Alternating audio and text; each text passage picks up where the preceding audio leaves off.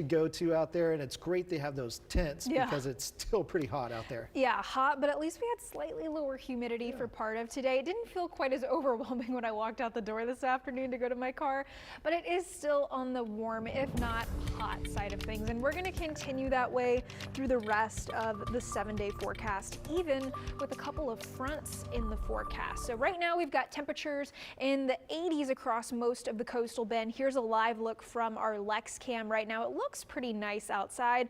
Not only that, but we have some low rain chances in our forecast for tomorrow morning. So heading into this evening, we're starting things off in the 80s, some lower 90s at this point, and then heading into tomorrow morning, we'll see a couple little showers possible right along the coast, as well as a little bit more cloud cover. Some patchy fog also possible with the return of a little bit of moisture here at the surface.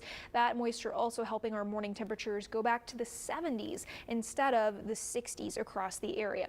Heading into tomorrow afternoon, temperatures feeling more like June or July in the low 90s, and then into your Tuesday morning, we are back to those lower 70s, and Tuesday afternoon even warmer than we're looking like on Monday. Temperatures in the mid 90s in a couple of places, so it's going to be feeling a lot warmer than it should be for late October. Here is a look of things across the country. High pressure settling over Texas. That's what was bringing us the little push of drier and slightly cooler air with that front. The front way out of Texas at this point, but we do have a few more to talk about. So high pressure builds over the state of Texas, the southern part, and that's what's going to keep our temperatures on the warm side in those 90s. Now here I paused it at Wednesday morning, that front trying to creep into the coastal bend. Still not too certain on whether it just pushes all the way through or just kind of clips us. We have a few more days to figure those details out, but a low rain chance with it.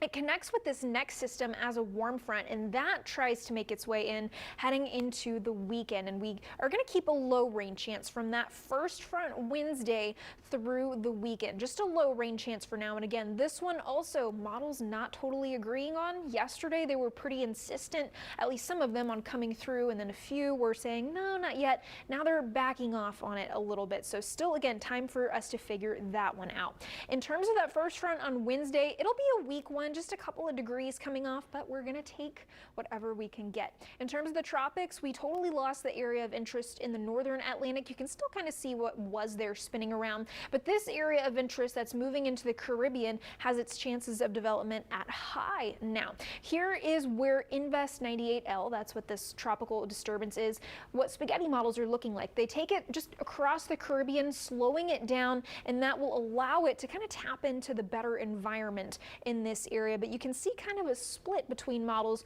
whether they're taking it north to Hispaniola or continuing it to the west. Either way, does not look like anything for us to be concerned about here locally at this time. Heading into your Monday, we've got high temperatures back into the low and mid 90s in a few places. Tuesday, even hotter, but thankfully we're going to see a little reduction in our temperatures with that next front trying to come in heading into Wednesday morning. Fall in South Texas. Yeah. All right, thanks.